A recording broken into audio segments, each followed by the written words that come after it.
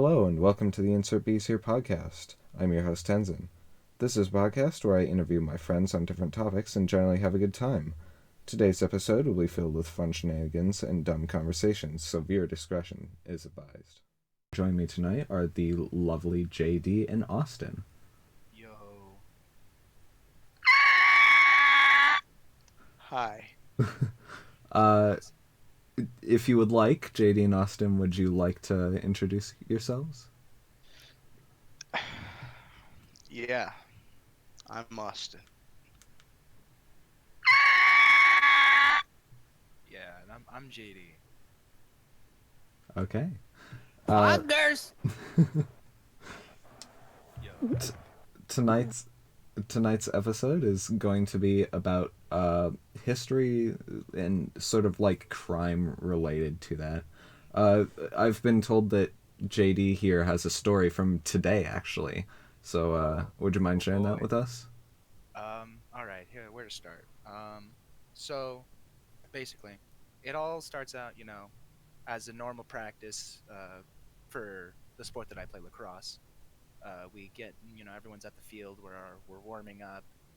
We do a lap around the field, and then we're getting together to do something kind of new because it's like the first year that it's like a legitimate sport for the school instead of being a club. So we kind of did a circle and we were kind of doing team building. We were going around a circle, telling each other, our name, something unique about us, when we started playing lacrosse, and what kept us, doing, and one thing that we like about it. What's unique about you, JD? Well, something that I shared is that I'm kind of creative. I like to do a lot of artistic things like drawing and sculpting. Nice. Uh, Sick. so yeah, that's kind of what I shared. Yeah. Should And post I've some probably pics been on the playing the Patreon. sport for like this is probably going to be my eighth or ninth year. wow. Yeah, it's like since third grade. Damn. So, what made you fall in love with the sport? Really, it was just kind of it was a gradual thing. Mm. In the beginning, it was kind of difficult, first joining a sport, not knowing how to do anything, kind of stumbling around, not really knowing what you're doing, going through the motions. And then, progressively over the years, as I got better with handling the lacrosse stick and knowing how to work as a team, and after getting into middle school where being on a certain part of the field changes what gear you have, like on defense you have a large like 6 foot pole instead of the classic like 4 foot 3 foot one. Mm-hmm. And so it was a lot more my style to stick with defense instead of attacking because I'm not very fast. Yeah. I see. I see. So it's just like it was more my strong suit, and I became really good at it. So I started to enjoy it a lot, and I enjoy being needed by my team, and also having a need for my team, kind of working together. So, Nice. my informants have told me that in lacrosse there are two types of sticks. Is that right? Long and short. Yes, that's correct. And which do you play? I play with the deep hole, the long stick. I see. Yeah, that's the one that defense uses. I'm pretty sure, right? Yeah, pretty much. Yeah. Doesn't the goalie have an even like longer one or It's something? not. It's not so much that it's long, but the head of the stick, instead of it being more narrow, Larger. it's a very broad net, I see. so I that see. it's able to stop the ball a lot easier. Interesting. So, And you said my brothers are quite all right at it, right? Yeah, they're pretty good. Hmm. They're up and comers. Yeah. back to the story. Right. So as we're going around this circle, probably like the fourth person in, uh, the way that the field's laid out, there's like neighborhoods on the left side, and then on the right side there's a larger open field with neighborhoods on the other side. On the side that had the neighborhood a little bit further off, a drone flies in, like how like it was probably about the size of like a head, the same like this generally the size of a head, I'd say. And Okay. it flew in onto like over the field. While we were trying to like talk and project our voices on this big circle, Mm. we're kind of spread out. And so when it flies over, we're like, oh great, cool, drone. That's not going to be distracting at all. And so as we're continuing along, this drone keeps flying over, doing flybys like just constantly, and like a couple of times it's actually gotten like within reach of a head. Like Oh, Hmm. it flew low. It wasn't doing high flybys. It was doing low, close to head level You flybys, think they being were really trying to like obnoxious. harass you? They were kind of just being annoying, yeah, Right. generally so. Um, and so I was like, great, this is hopefully something that will just go away because that's kind of annoying, mm, and at some point it will get to be too much, and later in the story you will know that this is somewhere that is reached. Um, so as we continue on, we get done with the circle and the drone's still kind of around. It flew off in another direction a little bit. It was kind of, not in the same area as us, and we are like, okay, good, it's, out of the way. So we start, practicing passing. We split up offense and defense because the length of poles changes the kind of passing we need to practice. yeah, The, Hmm. the whole reason for the D pole is to be able to attack the offense that is coming in at us faster, like sooner, because then we have more reach, as well as being able to get the ball off of our side of the field quicker because it has more length to lob it. yeah. And so Hmm. we were practicing long passes, probably like 20, 25 yards apart. And so we were doing that, and the drone's back. It flies back in. Still doing flybys. It was a little bit higher up, but it was still doing flying, and occasionally it would swoop a little bit lower. And it was really starting to get on everyone's nerves because it was distracting. Yeah. And so I was like, dude, I went up to my coach and I was like, hey, you cool if I try to hit it with a lacrosse ball? And he was like, yeah, it's go for it, bonus points, have fun. Um, I partially think he was joking, but I figured that part of him was somewhat serious about it because he was Yeah. genuinely a disturbance. Yeah. No, what they Right. didn't even like. They didn't ask to fly over there. There was no prerequisite warning of like drones flying overhead. Mm-hmm. And this isn't a public field, mind you. This is a school field. Like it's owned by the school for school sports. So it's private So property. exactly, and so they need to ask like the rules as far as I know them is that you need to ask every single person there before you fly a drone overhead so that you have the consent of everyone present. Yeah. But we didn't even know who the hell this person was flying this drone, and we couldn't see anyone around who was flying it, obviously. So Uh, yeah. Speaking of crime, if drones are if it is one, do you think it was one that was able to film? Could you I tell? definitely did see a camera because otherwise, Yeah. because the person was not nearby, I could So tell that much. So it had to be right. some Yeah. sort of remote So recording device. Oregon is a two-party consent state, Yeah, meaning that is another crime they could be breaking if they ever release that video or anything like right. that. Uh, Well, even you'll just see what recording you in the first happens. place, I'm pretty sure is Yeah.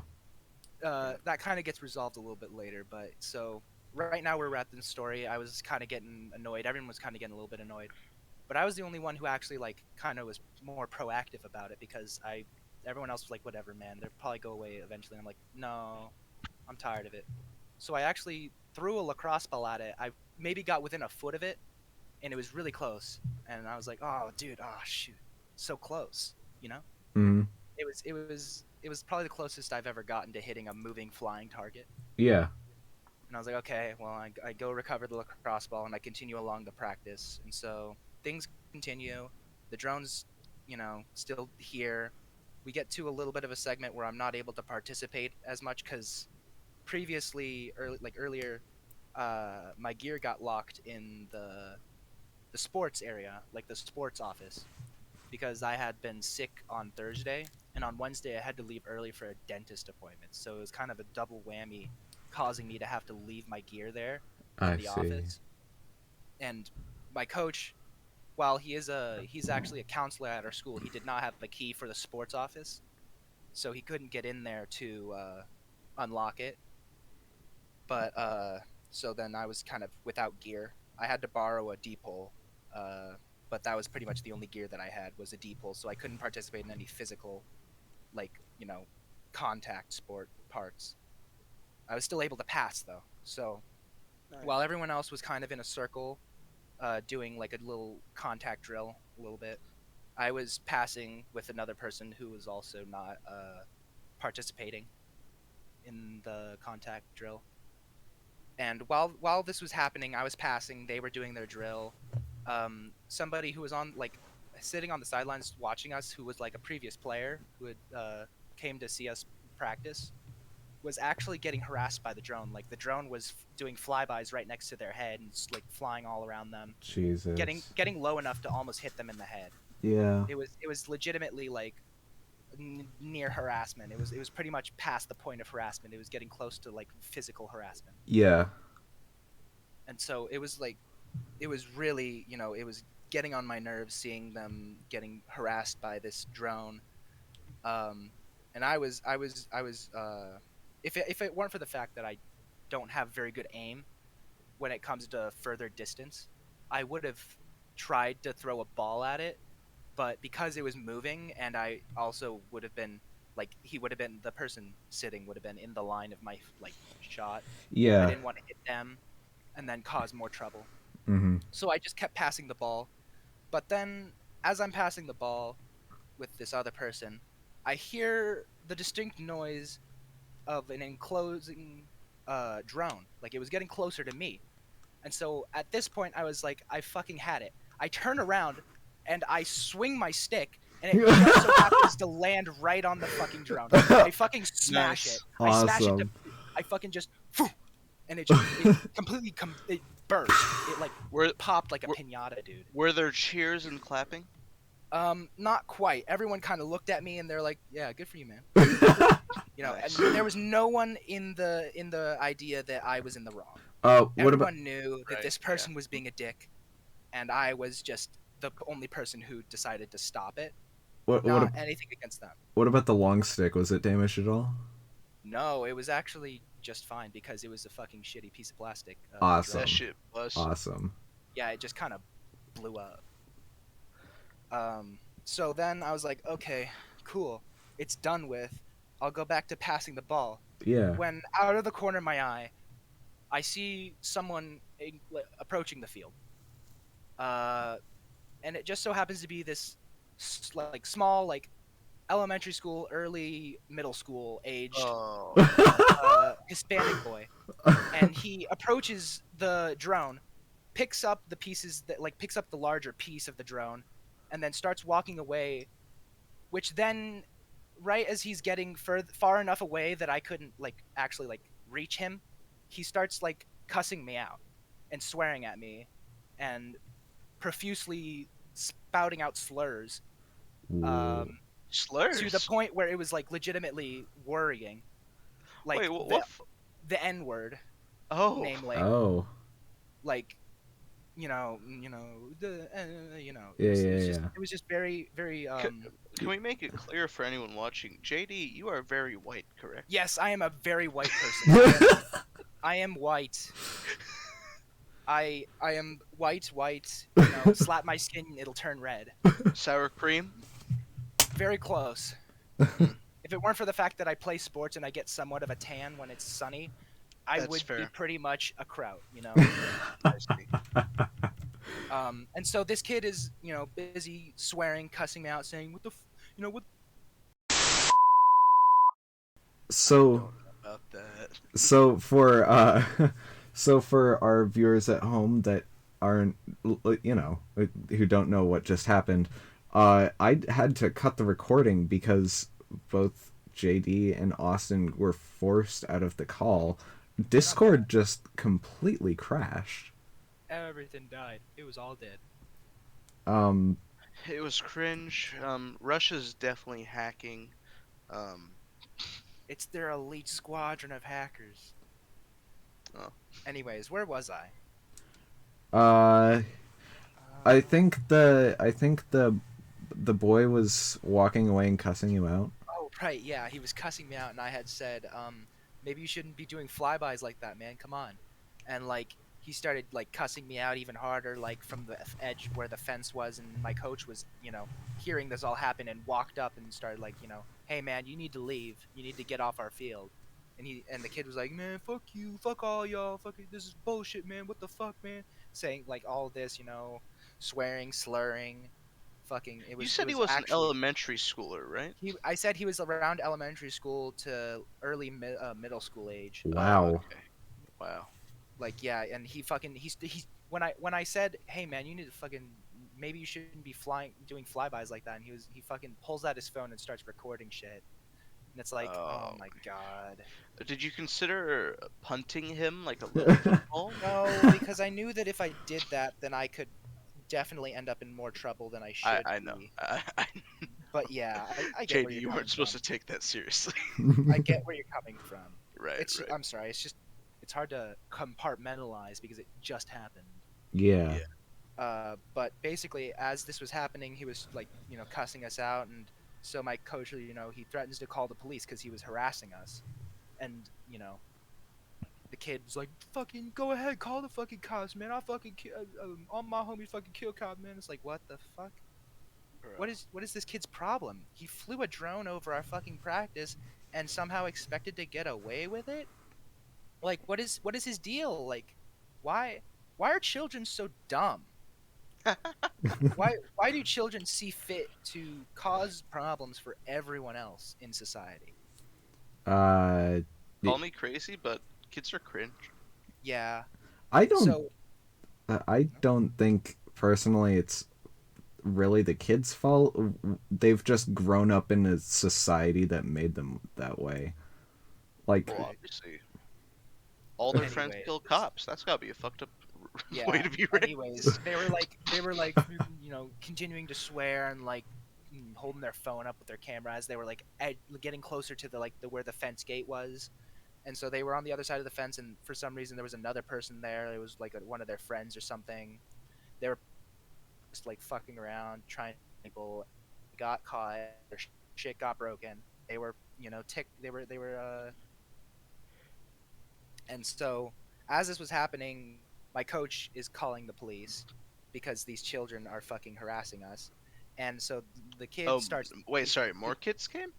Well, the kid and his friend, because there was Oh, another person there as well, but I don't know if they said anything. I wasn't paying attention because I was okay. trying to fucking ignore them. I was trying to block it out because it was just kind of stupid because the matter was kind of over with in my book. Like I had destroyed their drone because they were harassing us, and in a public space, not public space, sorry, private space, uh, that they had no permission to be in. And Yeah, one thing I might mention is that the drone was literally flying right at me. It was right. flying in a direct path to me because my stick was lined up in front of me when I swung it.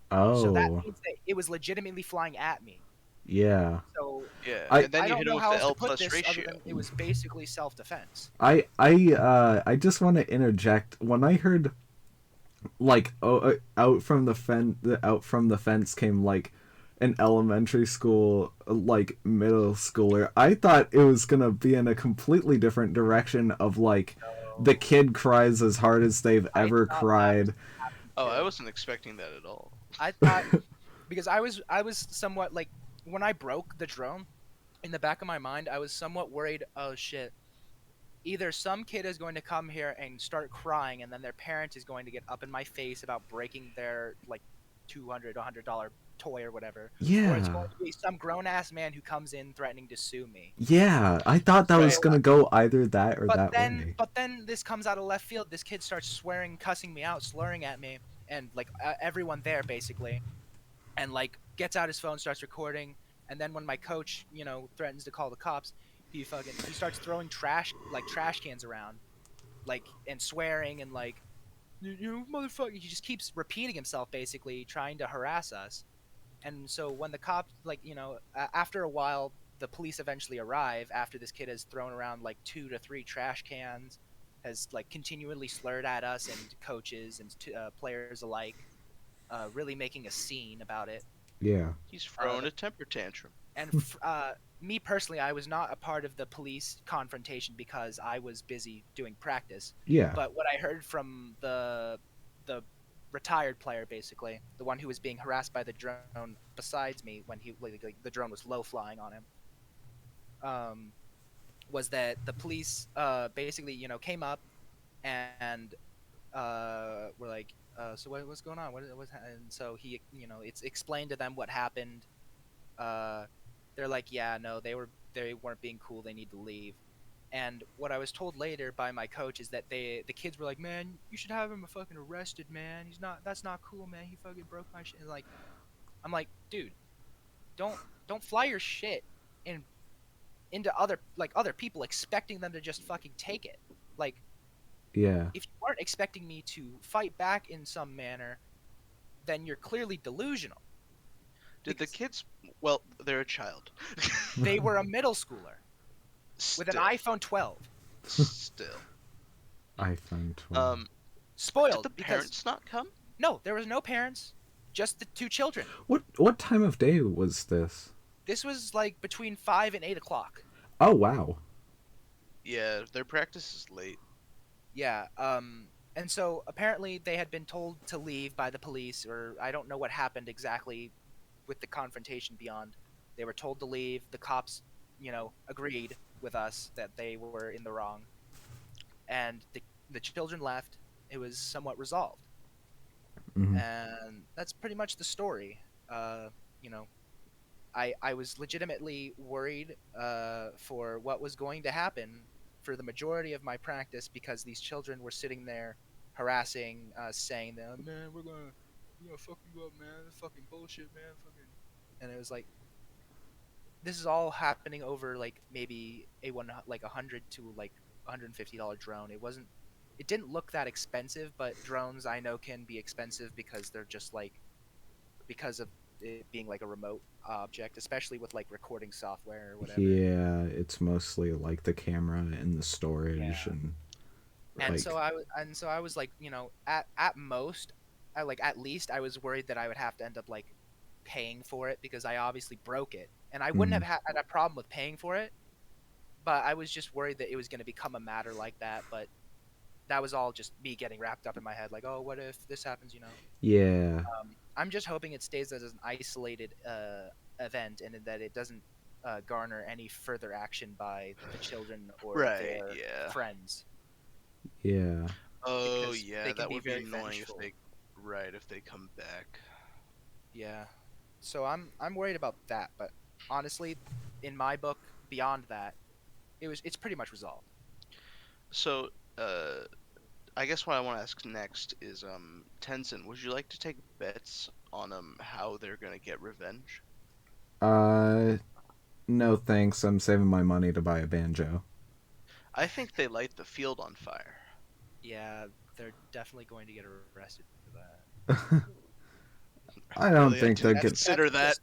just arson. That's I just don't arson. I don't think they're gonna do anything, honestly. People are mostly all talk. Considering the fact that they were recording instead of like squaring up with me, I figured that they were less confrontational. And especially like yeah, Right. if they have an iPhone And 12 and like they're just able to fly a drone, like they're yeah, and the fact that they S- didn't get their parents convinces me that their parents wouldn't have probably been very cool with what they were doing. Um, so Tenzin, would you like to go next, or do you want me to tell one of my stories? tell one of your stories. Okay, so I have two for you guys to pick here. I've gotten some research on the term going postal, and that one's a bit longer, a bit more detailed. Yeah. And then I have a more short, fun one about a man who built a makeshift crossbow in prison. Oh. Let's go with the crossbow. All right, I'll save the longer one for last. Yeah. So I don't really have much to say about this. I couldn't find much information on it. There's basically just like BuzzFeed style posts about it, but there is an image and it does show it in a museum, and you can see a plaque in the background. So I can say that it was found in 1998, at Stony Mountain Institution, which is a prison in Canada. Um, excuse me. It was made of toothbrushes, a lighter, a pen, a wire coat hanger, tongs, electronics, for some reason, Huh. yellow rubber gloves, tissues, a piece of string, and a few screws. Whoa. The bolts were made from tightly packed toilet paper and aluminum foil. Huh. I assume that's just for like the head of it. I'm For sure the it The just the head, uses. tissue paper, I would assume that would be the tissue paper. notch. I assume that the tissue paper is No, the body. the notch was actually I saw some images of it. It's actually masking tape. Huh. Oh, Is what the wait, interesting but by masking sorry, tape. notch. Do you mean the fins that come off? Like Or what do you mean by notch? by like the notch at the end of the arrow so that it has something to like I don't know. I'm just mostly envisioning like, Oh. with bow and arrow arrows like you have the Well, like Bolts are a I little bit shorter. I don't think bolts have a notch either. But I They have a figure notch at the back do so they? that the Okay. string can hold on. I figure it's just tightly packed toilet paper. Maybe they tried getting into a cone shape, I and think then essentially like aluminum wood. foil wrapped over that to make it sharp. huh. I think the And then idea I behind assume they tightly probably just use a compacted. stick or something for the Mm, shaft, and then they used masking tape for the fins. Yeah. okay, gotcha. So that's not all though. The security staff, when they found it, decided to test it, and they found out that it was accurate up to 40 feet. Wow. Wow, impressive. And then it was put on display at a local museum because the guards were so impressed. Yeah. Yeah. Yeah. What happened to said prisoner? Like I said, I couldn't find much. I will send an image, though. I don't know if Tenzin might want to find a way to display that. Uh, so this doesn't Yeah. just have to be an audio experience. I think the whole topic of makeshift prison weapons is really interesting because there people just get so innovative and like so Yeah. creative on different ways to stab each other. They get I s- creative when it comes well, to murder. what was even more interesting was they had some tools on there. Like they made a ladder Oh, out of Let me find it again. what is this I prison didn't. escape I didn't want artist? to. They were actually mostly in German prisons, in like one city too. I see. Like I think it was Hansburg, Germany, something like that. Hamburg. It was not Hamburg. I would have. Wait, actually, maybe it was. Oh, hold on. Crazy. So I guess while he looks for that, yeah, throughout history there have been like so many different ways for people to take stuff. What I one of the interesting things that you could get in a prison, and I'm not responsible for this if it ever happens, is people would take so they would give you like one-time use razors, and you would have to like take it into your cell, like shave yourself, and then put it back out. So what Right. people would do is they would take like aluminum foil or like a bit of a newspaper and just like put it in where the razor blade would be, uh, and just like take it, put that back so it feel like the same weight and like look the same from the outside, and then they would just chuck it immediately after. So that's how you get razors in Interesting. prison. Oh, yeah. Well, I'm looking at some of the other ones here. It was Hamburg, Germany. My Okay. bad. No, it's okay. There's there's one here where he made a hash pipe out of a horseradish tube, I I see. and for some reason, horseradish there comes in a tube like like a paint tube. Oh, Really? Yeah. So huh. Peculiar. yeah, it looks like it has a very hard plastic So outside, hard and enough to then be a pipe. yeah, like the twist off metal cap. Hmm. Hmm. So here's the letter. It was made of the steel rails from bookshelves, Whoa. Really? or just like shelves that go in and out, just like the rails off of those. Yeah. Right. Yeah, a lot of these were in Santa Fu prison. Huh. There was a man who used a hollow space in his artificial leg to stash stuff. Wow. Huh. Yeah. Interesting. Oh, and a radio transmitter? A radio A radio transmitter. transmitter. Yeah, it says made of radio recorder parts by an inmate of Wolfenbüttel prison, Germany. Battery is missing. Prisoners occasionally manage to install gizmos like this one in guard rooms to be prepared for upcoming cell searches. Also suitable as a means of cell-to-cell communication among inmates. A standard radio serves as a receiver. Whoa. Wow. Yeah, it's fucking crazy. Really innovative. Mm-hmm. If only Uh, they use these kinds of skills outside of prison to become better. Yeah. It's crazy. Someone made a gun, just straight That's that's nice. it's fascinating how easy it is to make a gun these days. Yeah. It just says, I wish they went into more detail, because it just says it was loaded with pieces of steel and match heads. But Oh yeah, using match heads is kind of that a doesn't makeshift sound gunpowder. that doesn't sound very effective, though. Oh, you'd be surprised how explosive matchstick powder can be. Like, It doesn't say Yeah. how they were. I mean, I guess they had matches, so that must have been how they lit it. right. Yeah. Essentially a flintlock. Yeah. Pretty Yeah. much.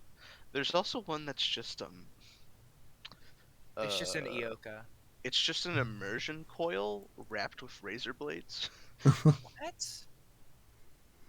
Really? Wow. Yeah, like just a thick plug-in cable. What? It That sounds like It it would be looks- effective. well, Oh, it looks yeah. like in a video game it might have like electrical powers, but it's not plugged in, so Right. it's just a handle basically. It just looks like a razor whip, basically. Oh. Ah, Razor whip. That's not at all dangerous. man. Crazy. I mean, the point is for it to be dangerous. I know. Wait. Oh wait, no, this is even cooler than I thought. I'm sorry. So, made from razor blades, found in a cell in Santa Fu jail in Hamburg, Germany, jailbirds use these tools to distill alcoholic beverages. What? So they'd plug it into the wall and then put the metal attached to the wiring in a drink, and that would distill it somehow. Pulsing electricity through it to Yeah, it speed up the says. distilling Well, process. yeah, it says your typical inmate's moonshine still includes a plastic can containing fermented fruit mash or juice, an immersion coil of some sort, so that's what this would be, Right. a rubber hose, and a plastic receptacle for the booze. Very interesting. Yeah, I'll stop there. Okay. Well, I apologize. I'll be right back. I'm gonna grab some dinner. Okay. No problem. No need to pause on my hand. Just continue talking. Yeah, sure. So my whole thing is just sort of I think this really should be made into a separate episode of its own, but my whole thing is sort of like serial killers and just like a lot of crime related to just like murders and all that. It's so interesting just to learn about and think about how also psychologically it's very Right. fascinating. For today's I'll go with for today's episode I think I'll go with Jack the Ripper, who Was he real? yes Okay, I thought it was debated. it is, but for the death records, like I just and for the amount of people that died, I Well, think yes, he but just, I thought it was disputed whether or not it was actually one man committing all the murders. oh, one man. Yeah, I'm not sure about that part, Okay. but Well, go on. so he was in oh god, why can't I remember what time period he was in? So He Victorian was, era, right? yeah, he was Victorian era. He was around the late 1800s. After a lot of immigration from like mostly Ireland uh, into London, he was known to uh, kill, I think, mainly hookers, and just like generally only women. Um, he was Bit of an incel. yes, quite the incel. Yeah, he killed the most people in impoverished districts around Whitechapel and in the East End of London. You really just had to kick them while they're down, eh? Yeah, I mean, a trend in serial killers and just like people who kill people is that it happens in impoverished areas. It's a whole lot easier to kill a poor person. Well, As Patrick Bateman was very rich. yeah, maybe I'll go on a tangent about him next. Mm. So yeah, he was a big cutthroater or cutter of throats, I should say. Yeah. He also removed internal organs from at least 3 of the victims, which means that he had at least some anatomical or like surgical knowledge. Well, that's interesting. Yeah. Are you sure he wasn't just like winging it? I doubt it, based on like the based on the precision and all that. Oh, I see. Okay. The name Jack the Ripper originated from a letter uh, written from an individual that like claimed to be him. As it was like disseminated in the media. It's yeah, it doesn't seem too believable to be actually him, but it certainly that's where the name for him came around. I see. I don't understand why someone would write a hoax letter like that. Just Yeah, it's definitely interesting. at the best, you'll they don't know who you are, and at the They just want worst, clout. they'll find you and imprison you. So I don't know. Anyways, yeah, he was not very uncommon in terms of like the areas that he killed in or the types of people that he killed, but he was definitely one of the more prominent serial killers to really originate from before like the 1900s. Right. Yeah. So Could you count some like outlaws in the Wild West as serial killers? Or do serial killers have to like specifically try to stay hidden? well, I don't know. Yeah, I don't know if there's like a clear definition on that. Well, let's ask Google. Do they call Genghis Khan a serial killer? I would. Oh, that rises more to like genocide, but um, it's typically a person who murders 3 or more people, or in 2 or more separate events over a period of time, primarily for psychological reasons. There are gaps of time between the killings, which may range from a few days or months to many years. So, yeah. So was Billy the Kid a serial killer? by technical definitions, yes, and you could say Texas Red, who had a notch on his on his pistol and 19 more, and I see. So, anyways, speaking of fictional people who've Is killed a JD lot of back? people. Hmm? Oh, okay. I Ah, thought I heard you hello. commenting, but I was always looking down when you said something. So Um, So speaking of fictional people who've killed a lot of other fictional people, uh, as Austin mentioned, Patrick Bateman, the main character of the book and movie American Psycho. yeah. may I point out something? Yes.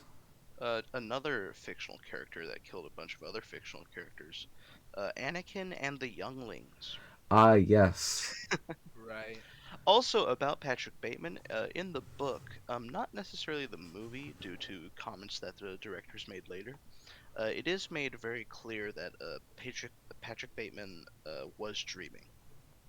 Mm-hmm. It's made very clear. For Like, like for all of Killing. the times that he killed It people. was well, all in his head. I haven't read it, but it did sound like, yeah, it was all just like some The sick idea was that fantasy shit. he was a man keeping up with the society around him, which was slowly killing him on the inside. So he had these daydreams of sorts of killing people Well, yeah, to kind of show how he was kind of breaking on the inside. yeah. I mean, they kind of show it towards the end of the movie, you know, Right, where Yeah. they have the where double. where shit. Well, yeah, where shit just starts going crazy. Okay. Okay. Like yeah. For hopefully for people who haven't watched the movie yet, we won't spoiler it too much. And Hold on, it's been out for a while, Tenzin. oh no. Can we give a spoiler warning? Just Sure. Sure. put a timestamp. Put a Yeah. I'll timestamp. put a timestamp. I'll put a thing up on the screen. It'll be great.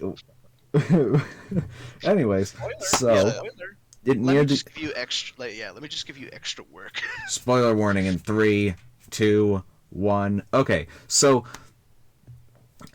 towards the end of the movie, Patrick goes on a murder spree. He's walking through the city of New York, and he just has all of these impulses to kill people. He has a gun.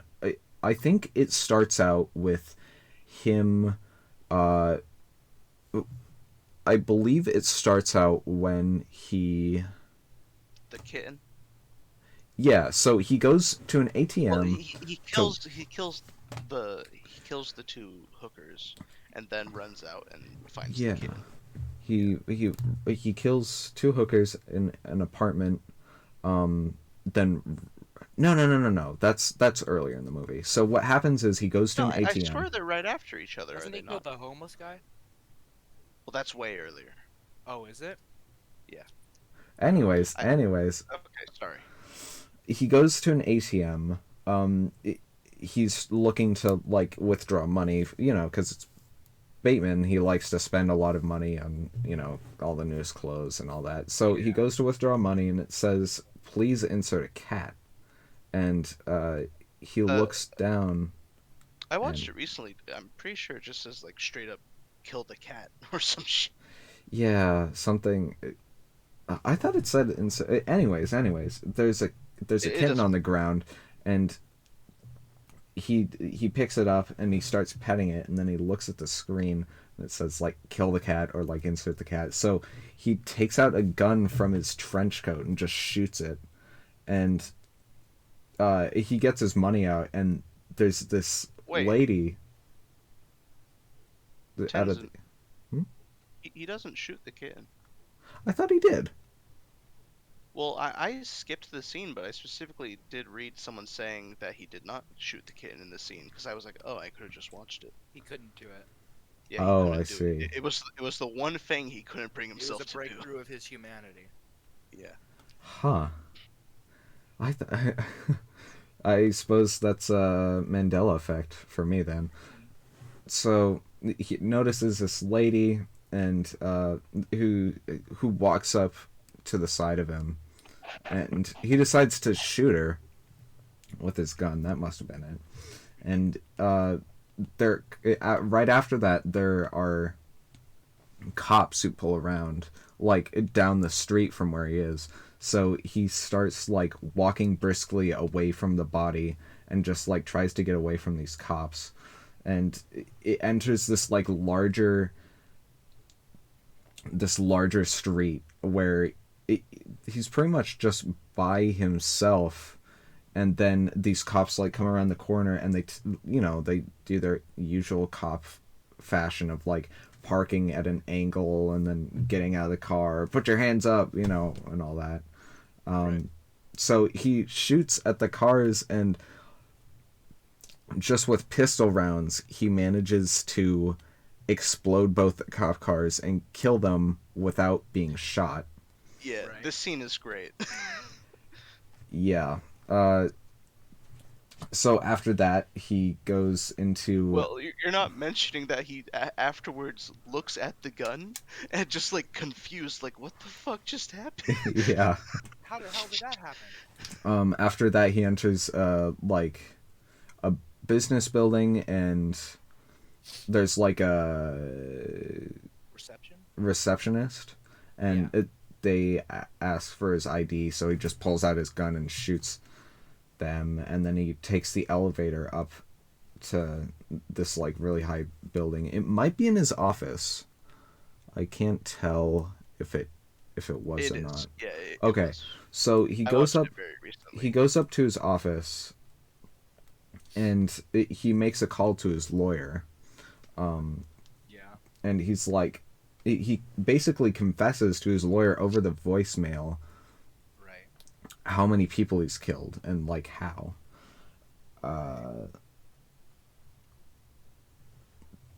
Anyways, hold on. Sorry, I've been talking for a while. I usually don't talk this much, so my throat is getting a bit dry.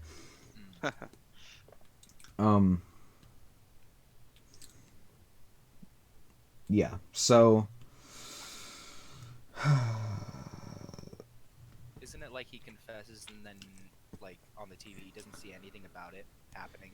Because Yeah. it's like a thing, and then he's like, he doesn't see anything, and so he pops out of his psychotic daze, realizing that nothing had happened. the next day he shows up at a party and he sees his lawyer, and he like asks him to respond to him, and just like asks what he should do, and the lawyer just doesn't recognize him. He's like, who are you? And it's just, it's made very clear Right. That that this is basically, this was all a delusion that he made up in his head. Well, it's also made clear because Tenzin, I'm sorry that I keep correcting you, but the lawyer not only doesn't recognize his own client, but mistakes him for someone else who Right. Patrick like Bateman's been his friend. that Patrick Bateman's been mistaked for throughout the movie. yeah. Which is a common theme, that Patrick Bateman is just a very forgettable person, I think which the is idea why is that, he has these grand delusions. Yep, right, he's the psycho idea with the is that he's horn rimmed Yeah, glasses. he's just trying to blend in, but he blends in too well.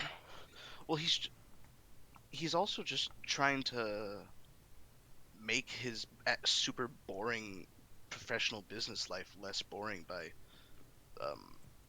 well, he is already a delusional person, but by actually fantasizing about these things. Yeah, and I mean, he's not like completely, like, he is impulsive. In one of the scenes he's shown to do cocaine in a bathroom with one of the people. But so after his whole like thing of realizing that no one cares, like no one knows who he is, not even his own lawyer, he just like realizes, and this is a great, like, these are great lines from him. It says, "There are no more barriers to cross. All I have in common with the uncontrollable and the insane, the vicious and the evil, all the mayhem I have caused and my utter indifference toward it, I have now surpassed. My pain is constant and sharp, and I do not hope for a better world for anyone. In fact, I want my pain to be inflicted on others. I want no one to escape.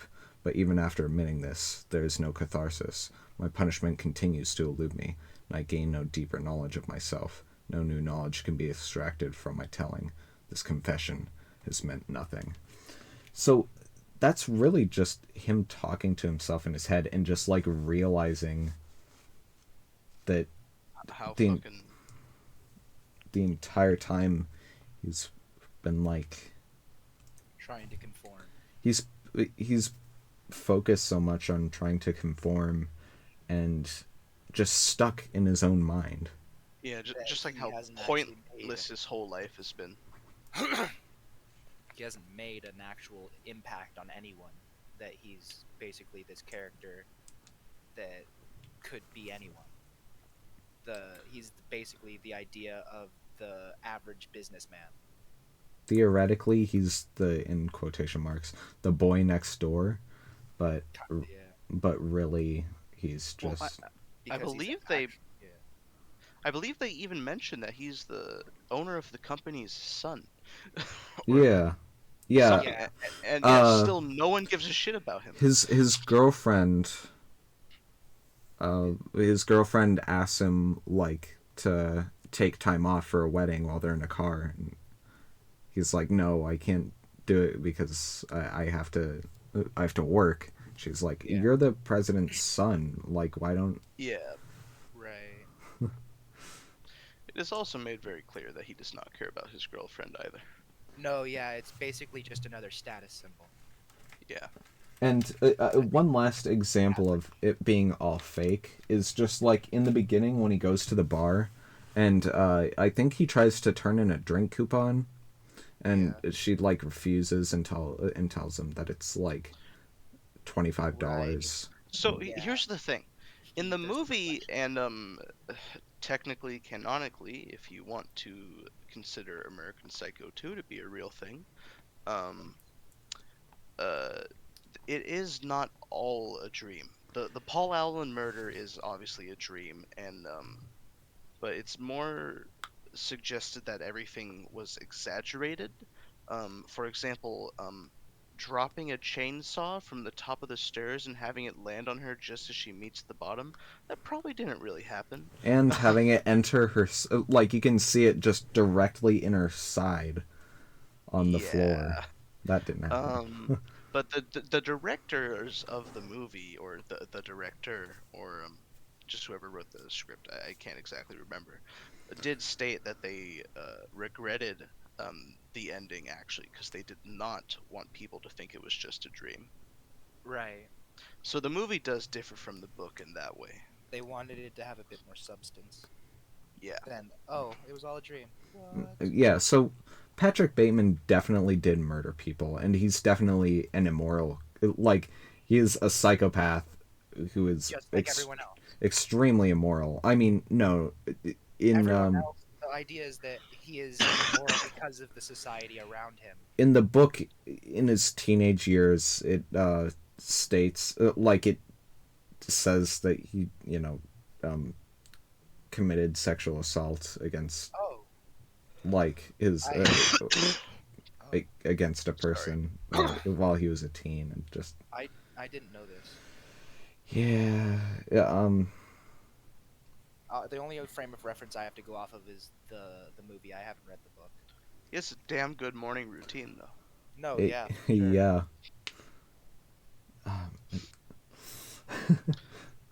I have the one last thing about going postal, and Hmm. then we could wrap it up if you want to. Yeah, yeah. Okay. So, have you heard the term before? Let's say for the sake of argument, no. Okay. And you, JD, have you? I feel like I have, but I don't remember the I concept. know I asked you before, Tenzin, and you did say you hadn't heard it, but Yeah. so basically, the term it comes from a series of incidents from 1986 and onward, in which the United States Postal Service workers just straight up shot, killed managers, fellow workers, and just police officers and other random people just for the hell of it. Oh, Um, between 1970 and 1997, more than 40 people were killed by current or former employees. oh, There's two ranges of time here for some reason. They do overlap just a bit. It then goes on to say between 1986 and 2011, workplace shootings happened roughly twice per year, with an average of about 12 people killed per year. yeah, Wow. Um, yeah. it's awful. I have a few notable cases here. In Ridgewood, New Jersey, 1991, a former USPS worker, Joseph M. Harris, killed his former supervisor and her boyfriend at their home with a katana. What? The next morning, he went to the post office and shot and killed two mail handlers as well. So, Jeez. in 1993, there were two cases of post office shootings on the same day, May 6th. Um, which finally convinced USPS to do something about all these murders. They hired 85 workplace environment analysts to help with violence prevention and workplace improvement, one for each post office Hmm. or each district, maybe. Yeah. Because I feel like there's definitely more than 85 offices. But Yeah. Yeah. anywho, yeah, just to help with violence prevention and workplace improvement, which later disbanded in 2009 because of downsizing. Oh. But Oh. to be fair, we haven't seen much shootings since then, so it looks like maybe they weren't needed. Much shooting. Because there were no notable shootings. In the workplace. Oh, hold on. Actually, in 2006 there was one, but that's before they disbanded. Because Jennifer San Marco killed six coworkers and herself, which is believed to be the deadliest workplace shooting ever carried out in the U.S. by a woman. Jeez. Wow. And then for my last one here, in Baker City, Oregon, Oh. home, a um, a worker who was stressed over a week-long work time study. Not exactly sure what that is. And extra time being added to his route. Gallagher decided to bring a 357 Magnum revolver to work, intending to kill his postmaster. He drove up and saw his supervisor in the parking lot and proceeded to run over them several times. Oh. He Ah. then went inside, was unable to find his postmaster, came back outside, and shot his supervisor. Ah. After Jeez. he got run over several After, times. after running over them, just had to finish it off. Jesus. Yeah. And then Holy. some silly people like to bring up the 1350 statistic. I think you know what I'm talking about, right, Tenzin? Yeah. It's some bullshit. But Yes. I much prefer this statistic, which also happens to have the number 13 in it. Despite only making up 1% of the full time civilian force, 13% of workplace homicides were committed at postal facilities. I- In Ah. what is that like in what time span? Um, I'm not exactly sure. Okay, Like that's the fair. history of workplace I would shooting. assume maybe in the time span when those murders were happening. Yeah. Oh, wait. There might actually have been a time. Hold on. Will you pardon me while I go to the article to find it again? Sure. So another. God, damn it! God damn it. I'm sorry. I pressed Control F. I'm so sorry.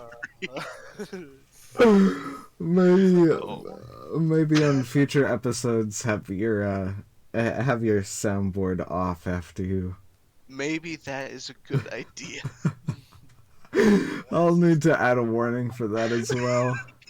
The fart jump Uh, scare? okay, it was in 1998 the United States Congress conducted a joint hearing to review the violence in the U.S. Postal Service, Hmm. and that was the statistic they found. And Interesting. but by far the craziest part of all this is that in 2000, Hmm. excuse me, researchers found that the homicide rates were actually lower than at other workplaces, at about 0.22 per 100,000 employees. Uh, so that's how many murders.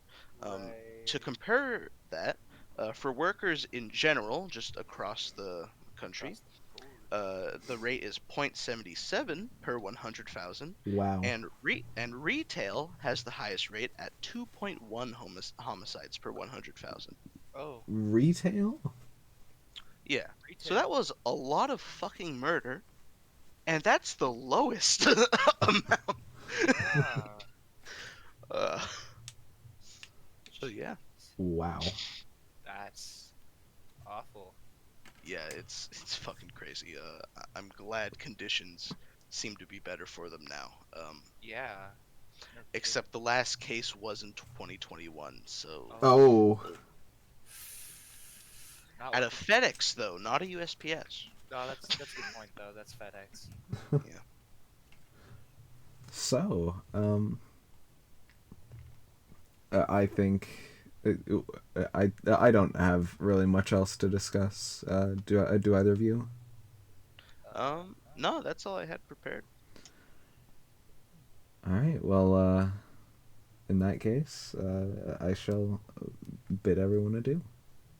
All right. Bye-bye. Farewell. Thank you for joining me on today's podcast episode. There will be more in the future, and I hope you enjoyed it. Have a good night, everyone.